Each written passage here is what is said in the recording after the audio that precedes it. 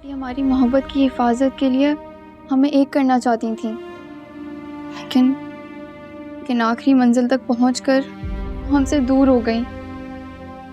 सरियाब, अब हम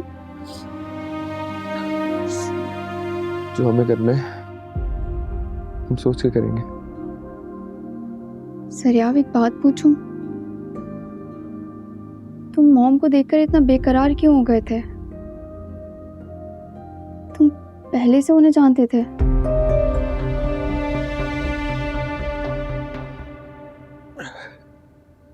नूरे, मैं कैसे जान सकता हूँ उनको? मैं तो एहतराम में खड़ा हो गया था उनके लिए।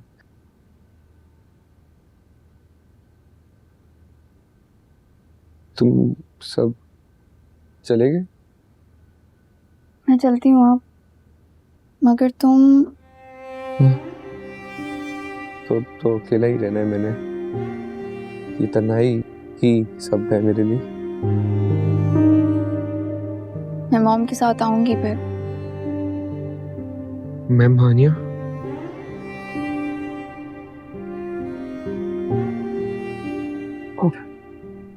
नहीं, उनको तकलीफ देने की जरूरत नहीं है। मैं खुद आऊंगा मिलने। मैं ठीक हूँ, तुम जाओ। सरियाब, तो मुझे क्यों जाने का बार बार कह रहे हो? जो तुम्हें जाना चाहिए, मुझे छोड़ दो अभी।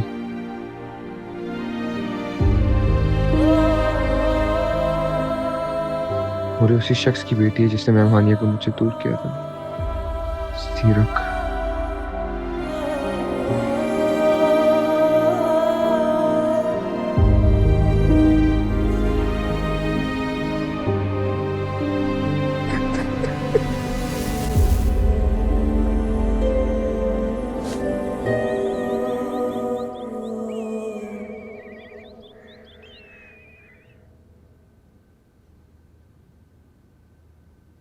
Mom, mom.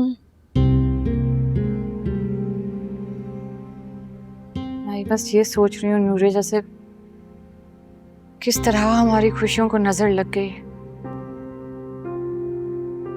मॉम, निम्मी आंटी बीमार थी, लेकिन ऐसा हो जाएगा ये तो मैंने कभी सोचा भी नहीं था। और सरियाब कैसा था? बहुत दुखी था, अपने आप को तन्हाई का कैदी बना लिया उसने। मॉम, आपको ताज़ियत के लिए आना चाहिए था। बेटा, मेरी तो जान ही निकल गई थी। एक माँ जिसकी बेटी के हाथों सुहाग की मेहंदी अभी अभी लगी हो, मगर रंग आने से पहले ही फीकी पड़ जाए, उस पर बहुत बुरी गुजरती है। मॉम, सरियाब आपको देख के चौंक उठा। निमी आंटी एकदम से हौखला गई। ये औरत कह के शौक की हालत में चली गई।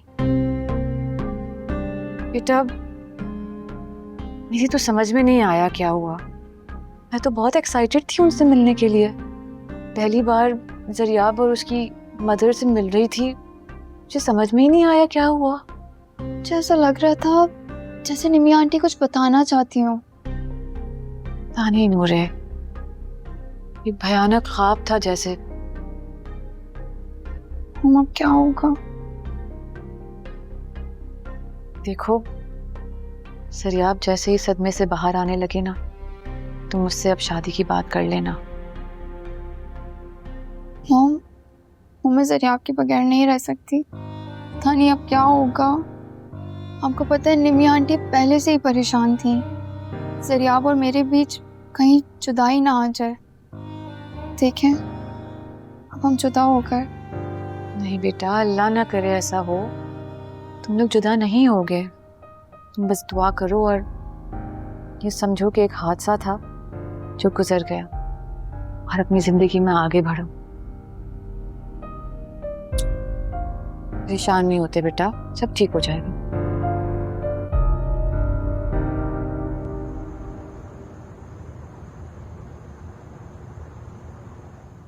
मैंने नूरे से क्यों छुपाया कि मैं जरियाब या निम्मी को नहीं जानती? मुझे नूरे को बता देना चाहिए था कि मैं जरियाब को पढ़ाती रही हूँ, निम्मी से कई बार उलझ चुकी हूँ, लेकिन ये सरियाब यूं बेकरार होकर मेरी तरफ लपका और निम्मी बेगम का मेरे बारे में नूरे से पूछना, क्या अब भी जरिया की यादों में मैं जिंदा हूँ? क्या मुझे अब भी डिस्कस किया जाता है? हानिया, हानिया, बेटा खाना लगवा दिया है, तुम भी खाओ और नूरे को भी खिलाओ। अम्मी नूरे तो सदमे में है, कहाँ खाएगी खाना?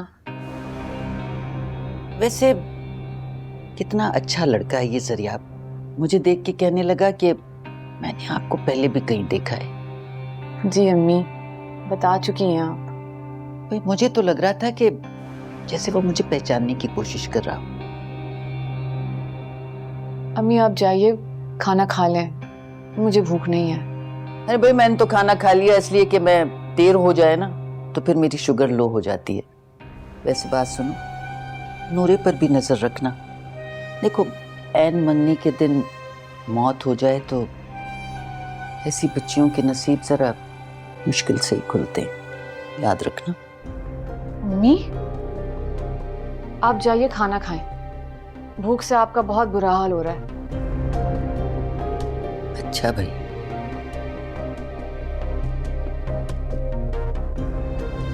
जिंदगी ने मुझे किस दौराहे पे ला खड़ा कर दिया।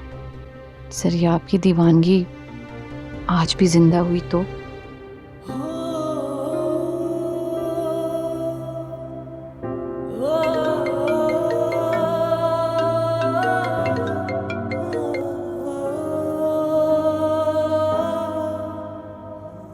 हाँ नूरे, बोलो। सरियाब, तुम ठीक हो ना?